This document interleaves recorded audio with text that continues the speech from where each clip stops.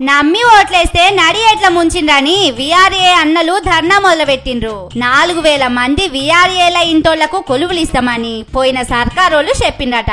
అందులో చాలా మందికి కొలువులు వచ్చినాయట. ఒక 4000 మందికి ఇంకా కొలువులు ఇయ్యలేదట.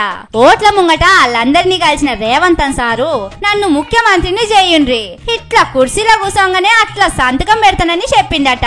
కానీ కుర్చీలో కూసోని ఏడాది దాటుతున్నా పట్టించుకుంటలేరని ఇగో ఇట్లా మంత్రుల ఇండ్ల మీదకి పోయిండ్రు. ఇంకొందరేమో సెక్రటేరియట్ కాడికి పోయిర్రు.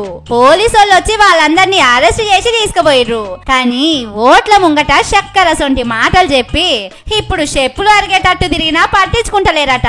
మంత్రి రేవంత్ రెడ్డి గారు వచ్చి స్పష్టమైన హామీ ఇచ్చారు. సీతక్క హామీ ఇచ్చింది, ఈటాల రాజేందర్ చెప్పిండు, తీన్మార్ మల్లన్న చెప్పిండు. ప్రతి ఒక్క మంత్రులు కావచ్చు, ఎమ్మెల్యేలు కావచ్చు, ఇప్పుడున్న వాళ్ళు మాకు స్పష్టమైన హామీ ఇచ్చారు. ఆ రోజు ఉద్యోగాలు ఇవ్వాలి వీళ్ళకి అని చెప్పేసి, మాకు ఉద్యోగాలు వచ్చినా రాకున్నా కానీ కాంగ్రెస్ పరిపాలన గెలిపించుకోవాలని నేను చెప్పిన.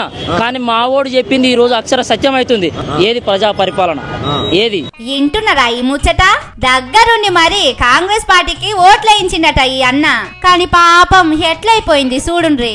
నంబర్ 2 అని చెప్పుకునే పొంగులేటి సార్ దగ్గరనే రెవెన్యూ శాఖ ఉండే. ఒక్క సంతకం పెడితే ఓడిచిపోయేదానికి ఇంత ఆలస్యం ఎందుకు చేస్తున్నారో ఏమో. మొన్న కాంగ్రెస్ ఎమ్మెల్యే అనిరుద్ధ్ రెడ్డి సారే చెప్పిండు కదా, రెవెన్యూ శాఖల పైసలు అనేది పని కాదని. దానికోసం గిన ఆగిందో ఏమోనని బయట మాట్లాడుకుంటున్నారు. ఆ ముచ్చట తెలవక కొలువుల కోసం వీళ్ళందరూ ఇట్లా రోడ్ల మీదకి వస్తున్నారు కావచ్చునని అనుకుంటున్నారు.